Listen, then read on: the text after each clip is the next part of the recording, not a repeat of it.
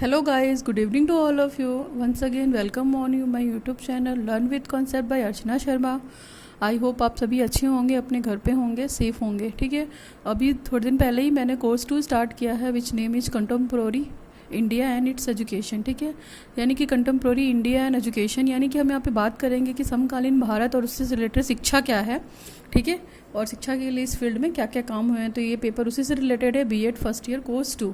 ठीक है, now start करते हैं. आज इससे पहले वाले प्रीवियस वाले लेक्चर में मैंने एसएससी डिस्कस किया हुआ है. ठीक है, तो आप एसएससी का प्रीवियस वीडियो देख लीजिएगा. अगर आपको कुछ भी प्रॉब्लम होती है तो आप मुझसे कमेंट सेक्शन में पूछ सकती हैं. आज का टॉपिक स्टार्ट करते हैं. टॉपिक नंबर 2 है आरटीई, है ना. आरटीई 2009, आरटीई 2000 एक्ट बोलते हैं इसको, एज इट इज़ आता है आरटीई एक्ट 2009, यानी कि राइट टू एजुकेशन, यानी कि शिक्षा का अधिकार. ठीक है, इसके बारे में हम बात करते हैं कि कब पारित हुआ था और कब लागू हुआ था. तो शिक्षा का अधिकार आपको पता है कि ये हमारा अभी फंडामेंटल राइट्स में ऐड हो गया है. पहले अधिकार क्या था हमारा, आर्टिकल 45 में था. ठीक है, तो पहले आर्टिकल 45 में था कि 6 से 14 साल के बच्चों को हम फ्री और कंपलसरी एजुकेशन दे सके. लेकिन अभी तो ये हमारा जन्मसिद्ध अधिकार हो गया है कि हम जब से पैदा होते हैं तब से लेकर हमारी प्राइमरी एजुकेशन कम से कम 6 से 14 साल के जो बच्चे हैं उनके लिए फ्री होनी चाहिए. ठीक है, तो ये बात करते हैं, मेन पॉइंट्स को डिस्कस करते हैं. आरटीई एक्ट 2009 ही लिखता है, इसलिए क्योंकि 9 में इसको पार्लियामेंट में प्रेजेंट किया गया था और ये पारित हुआ था. लेकिन ओवरऑल इंडिया में पारित होने में इसे 2010 में 1 अप्रैल 2010 को पूरे इंडिया में ये आरटीई एक्ट लागू हो गया था. ठीक है, एक्सेप्ट जम्मू एंड कश्मीर. ठीक है, तो आरटीई एक्ट जो है वो जम्मू एंड कश्मीर में लागू नहीं है क्योंकि जेएनके का अपना एक अलग कॉन्स्टिट्यूशन है. ठीक है, और अलग स्टेट है, वो आपको पता है. ठीक, तो बात करते हैं 2002 में जो 86वां संशोधन था, मतलब 86 अमेंडमेंट था, उसमें ही ये बात की गई थी. और ये जो 86 अमेंडमेंट हुआ था ये 2002 में आया था. ठीक है, फिर इसके बाद काफ़ी बातचीत हुई. इसके बाद 2009 में इसको पार्लियामेंट में प्रेजेंट किया गया. फिर इसके बाद 1 अप्रैल 2010 को पूरे इंडिया में लागू किया गया. तो इसके मेन फीचर्स क्या हम देख लेते हैं. ठीक है, और इससे क्या क्या रिलेटेड पॉइंट आते हैं. तो आगे आकर बात करते हैं. नाउ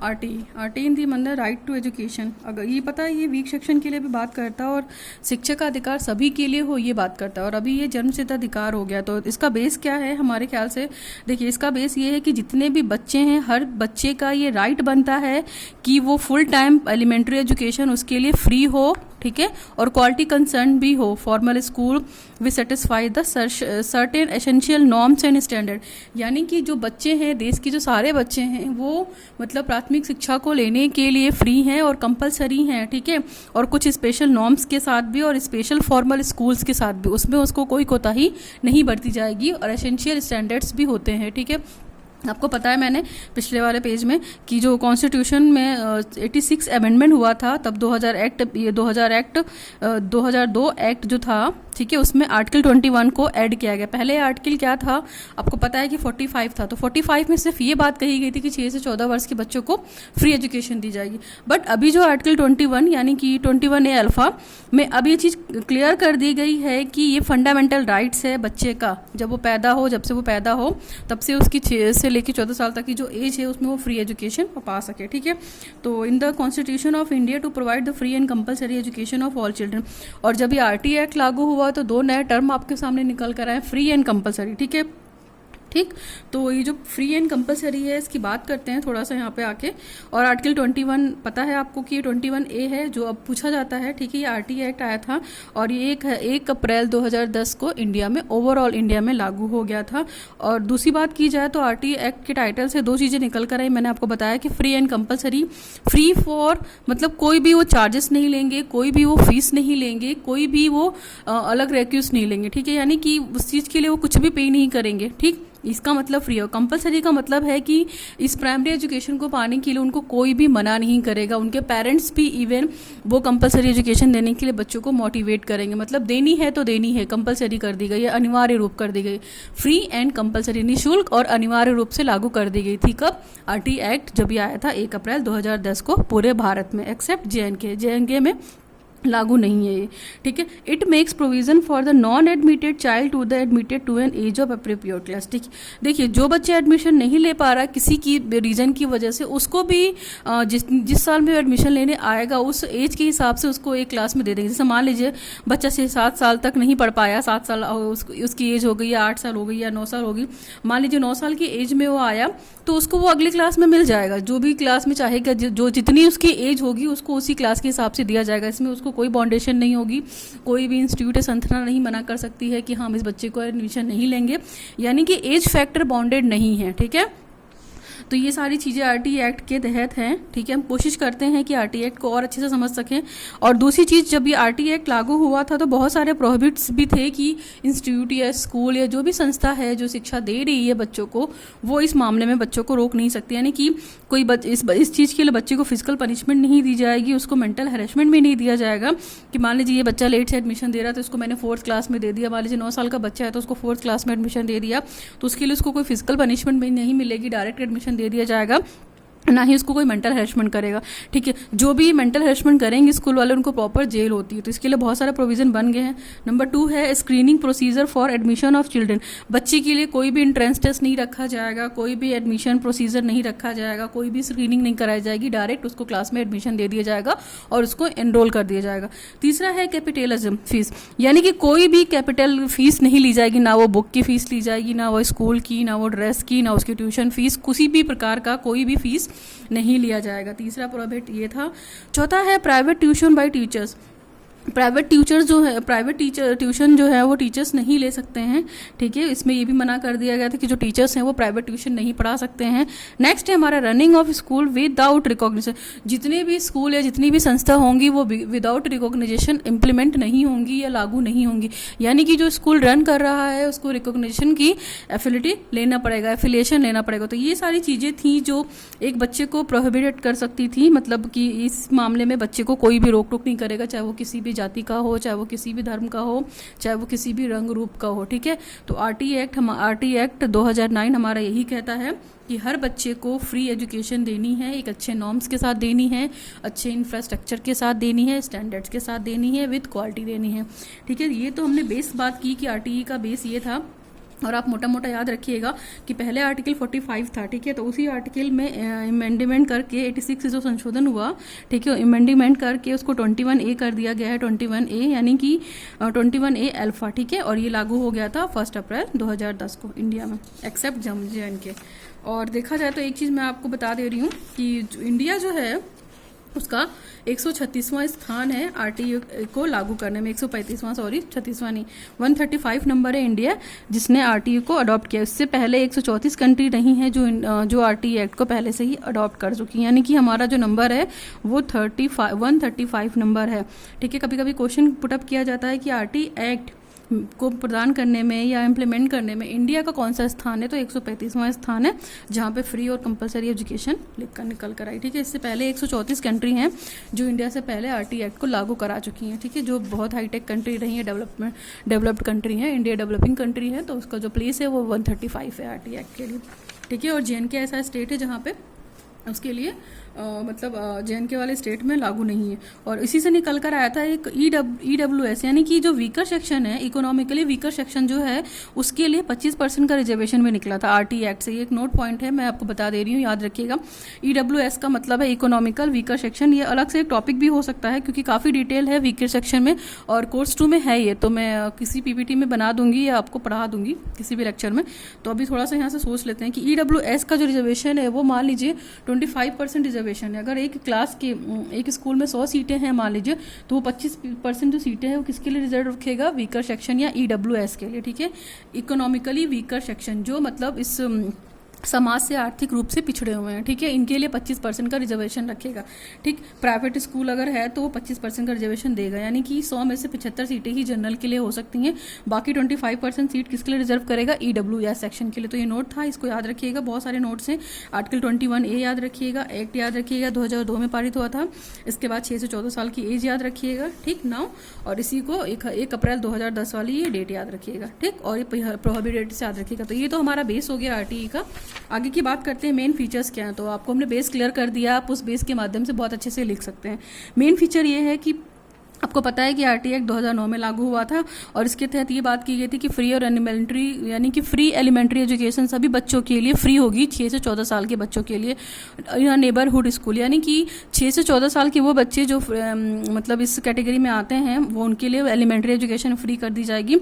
और स्कूल जो नेबरहुड स्कूल का मतलब है यहाँ की स्कूल की जो डिस्टेंस होगी वो उनके घर के बगल से या 1 किलोमीटर की डिस्टेंस पे होगी।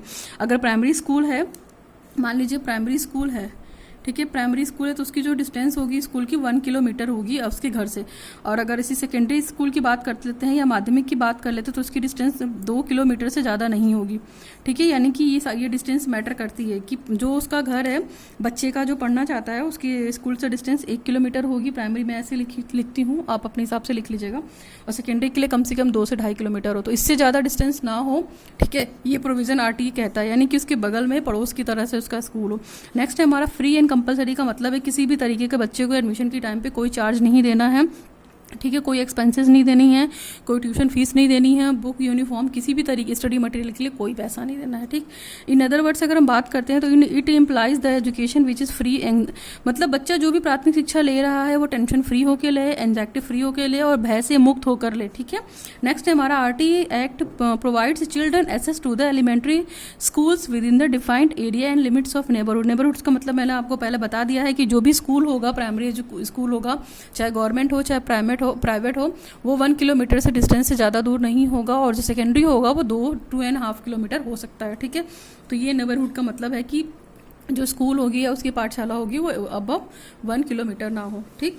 नेक्स्ट हमारा देखेंगे ये जो लॉ आया था, आपको पता है कि 1 अप्रैल 2010 को आया था। ये सारी चीज़ें मैंने बता दी है। इंडिया का जो प्लेस है वो 135 प्लेस है, ठीक। अभी हम बात करते हैं the right to education of process with the disability. जो डिजेबल्ड बच्चे हैं उनकी 18 साल की एज तक लेट डाउन करके इस लेजिस्लेशन को मान सकते हैं और उनको एडमिशन दे सकते हैं। नेक्स्ट हमारा ड्यूटी भी पेरेंट्स की बनती है कि पेरेंट्स बच्चों को स्कूल में एडमिशन दिलाने ले आए हैं ना।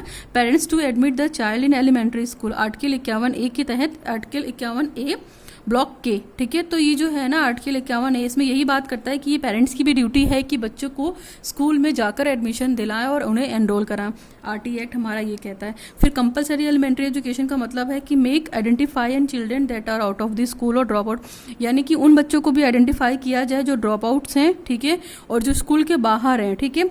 नेक्स्ट है हमारा make sure that they are enrolled in school. उनको कोशिश कीजिए कि वो बच्चे स्कूल में एनरोल हो, मतलब उनका नामांकन स्कूल में हो जाए। फिर है make sure they attend school on regular basis, और उनको ये कोशिश की जाए कि अगर वो स्कूल में एनरोल हो जाते हैं तो वो प्रॉपर रेगुलर अपनी अटेंडेंस को मेंटेन करें, यानी कि वो स्कूल डेली आए। तो जब स्कूल 1 किलोमीटर की डिस्टेंस के अंदर होगा तो वो डेली जाएंगे ही जाएंगे, लेकिन हाँ थोड़ा दूर होगा तो उनको जाने में प्रॉब्लम होगी, ठीक। नेक्स्ट है हमारा अगर देखा जाए तो make sure they complete the elementary cycle of education, और कोशिश करें जो एलिमेंट्री साइकिल है एजुकेशन की कंप्लीट की जाए। जैसे एसएससी में मैंने बताया था आपको कि मतलब सभी के लिए है शिक्षा का अधिकार, यानी कि सभी पढ़े और सभी पढ़े। जैसे एसएससी का स्लोगन क्या था आपको पता है? एसएससी का जो स्लोगन था सभी पढ़े सभी बढ़े, यानी कि सभी पढ़े जितने भी बच्चे हैं और सभी बढ़े भी। तो जब वो सभी पढ़ लेंगे तो सभी बढ़ तो अपने आप ही जाएंगे। तो ये स्लोगन एसएससी का था, है ना। आपको शायद तो प्रीवियस लेक्चर में याद होगा, सभी पढ़ें और सभी बढ़े। एक पेंसिल बनी होती है उस पर बड़ा सा लिखा होता है ना, सभी पढ़ें सभी बढ़ें। तो सभी जब पढ़ेंगे तो सभी अपने आप आगे बढ़ेंगे। तो ये स्लोगन था उसका। तो उनका यही एसएससी का जो टारगेट था कि सभी बच्चों को एजुकेशन दी जा रही है तो उस साइकिल को वो कंप्लीट करें, ठीक है।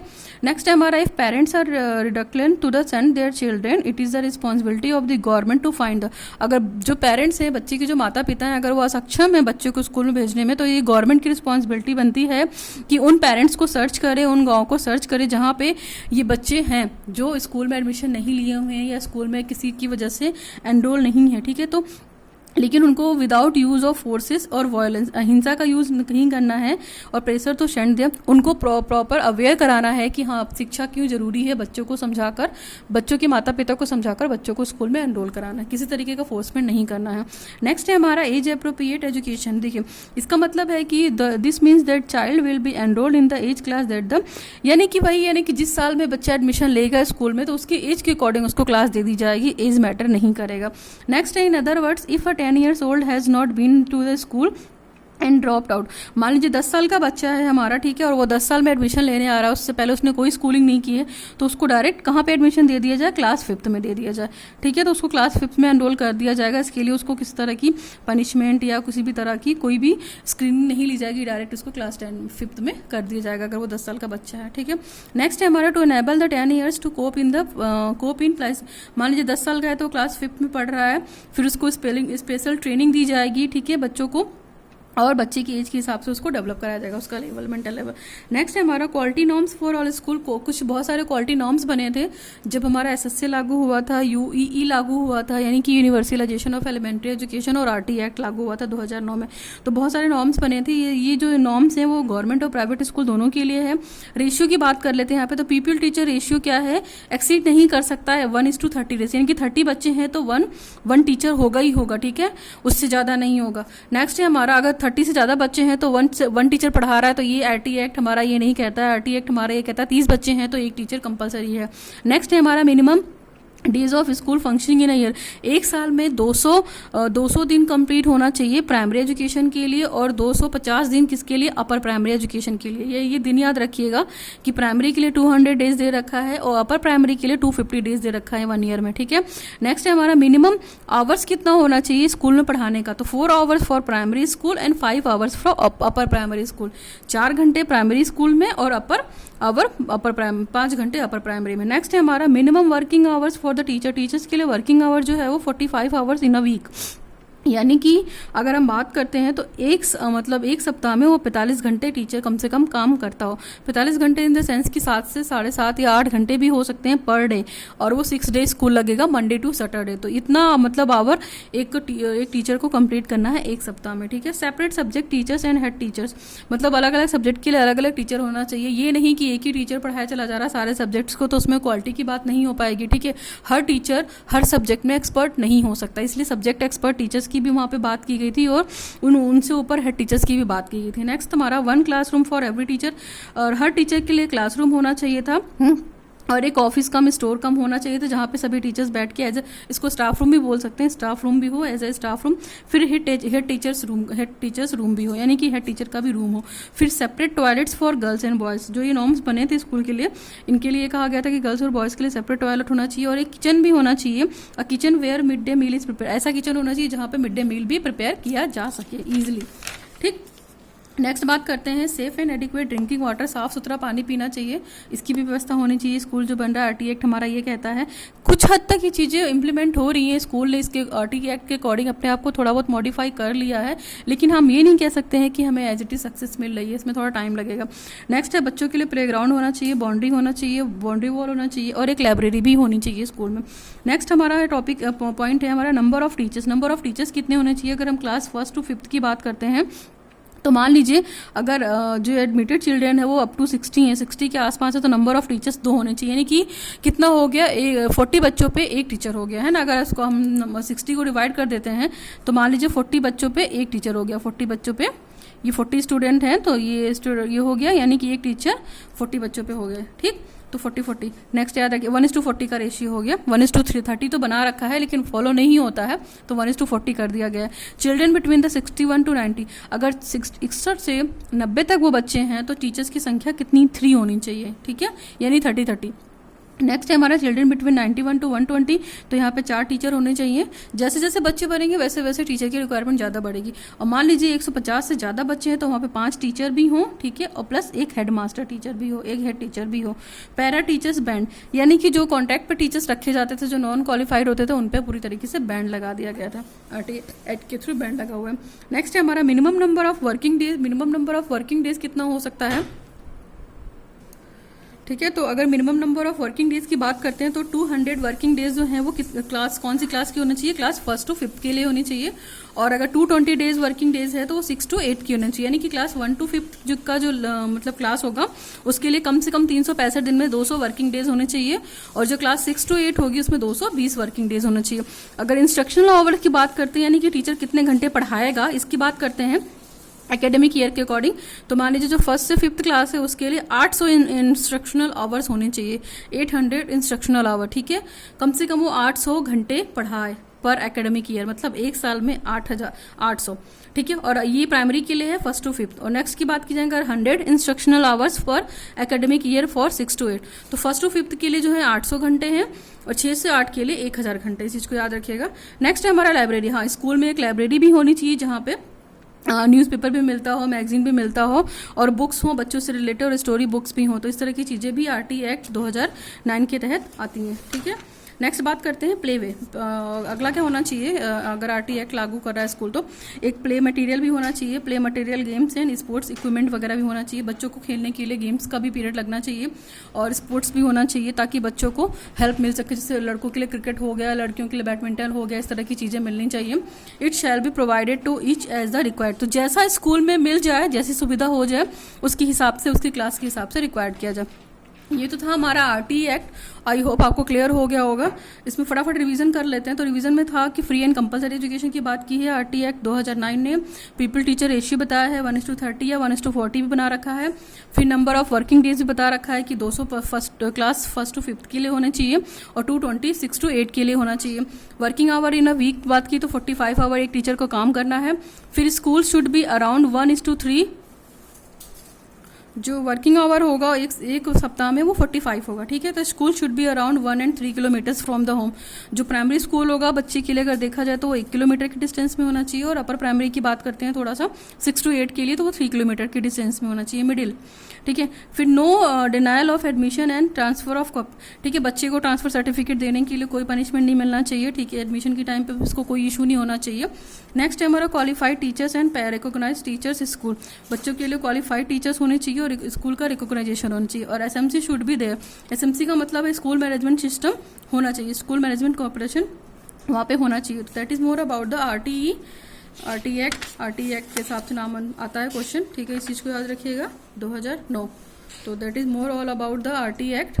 आई होप आपको क्लियर हो गया होगा RT एक्ट। अगर आपको वीडियो अच्छा लगा तो प्लीज़ इसको आगे फॉरवर्ड कीजिए, लाइक कीजिए, शेयर कीजिए, सब्सक्राइब कीजिए। Learn with concept bye Archana Sharma. Now thanks for watching the video. Signing off.